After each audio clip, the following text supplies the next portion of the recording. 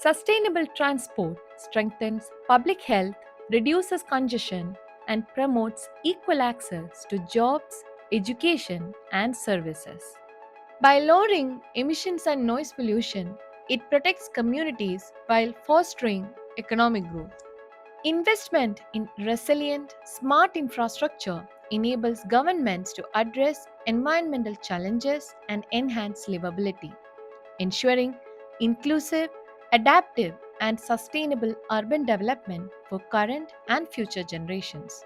Let's understand what our leaders think about this aspect. That the issue of urban mobility is not just about moving people from point A to point B. It's about creating systems that are sufficient, efficient, sustainable, and most importantly, equitable. It is about improving the quality of life for every citizen, whether they live in the bustling metropolitan centers or smaller towns. It is about reducing the carbon footprint of our cities while making them more livable for future generations. Let's listen to the global view and experience about the effect of sustainable transport on quality of life. India needs to decouple its standard of living from car ownership if we really want to see a sustainable and livable future for our cities. During this period of transition towards becoming developed economy, what our Honorable Prime Minister says is Amritkar. In the center, we have a holistic view on sustainable transport.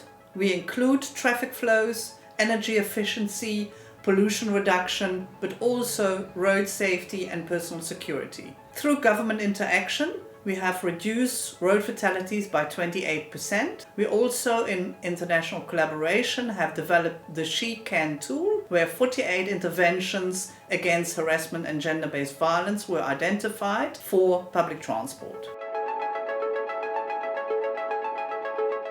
In Japan, QOL is not very formalized yet in planning practice, but getting important. For instance, streets are getting dangerous because of more traffic accident caused by elderly people. One of the solutions may be street design for walkable street. QOL brings a new dimension of value to this renovation of transport infrastructure.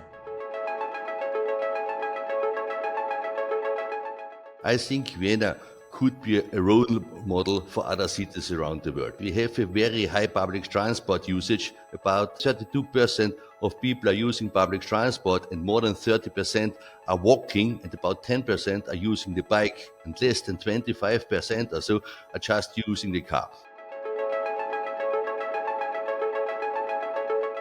In Bangkok, Thailand, we see sustainable transport as key to improve urban quality of life. Over the past 30 years, the urban railway network has expanded to over 300 kilometers.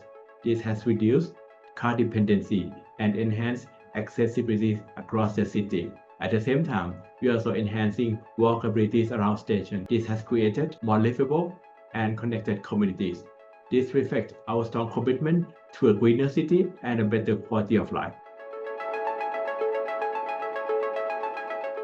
The public transport system is reaching out to the population segments across London equitably. And more recently, there's been an increased focus on accessible infrastructure. This is physical accessibility and improving inclusion by focusing on underserved areas. It's the intention of building equitability and inclusivity in all the transport plans and strategies. And in addition, a rich ecosystem of charities and NGOs that focus on equitable access to sustainable transport that work closely with the planning authorities also play an important role. There is a plenty of evidence that suggests that walking and cycling are our fastest way to decarbonize, particularly decarbonize transport within cities. All the efforts going into the electrification, for example, transportation systems will not be effective enough to reach the Paris Agreement goals. We always say the Dutch, they dress for the destination and not for the ride, which is not fully true, but many people like me use a bicycle for transportation. It's not for exercise, it's not for sports, it's to go from A to B. And we don't want the hassle of having to comb our hair and everything when we get to the place. We dress for the place that we are going to. I never wear a helmet while cycling in the Netherlands. I've never felt the need because I feel safe. We have dedicated bicycle lanes, we have slow traffic. Church Street First pedestrianization testbed is one wonderful example from Bangalore, India, showcasing linkages of sustainable transport and quality of life. The World Symposium on Sustainable Transport and Livability, to be held biennially worldwide, unites experts, policymakers, and community leaders to reshape transportation. Through focused discussions, it will address environmental, health, equity, and resilience challenges, aiming to transform transport into a catalyst for sustainable development. The symposium fosters healthier, happier, and more livable communities globally.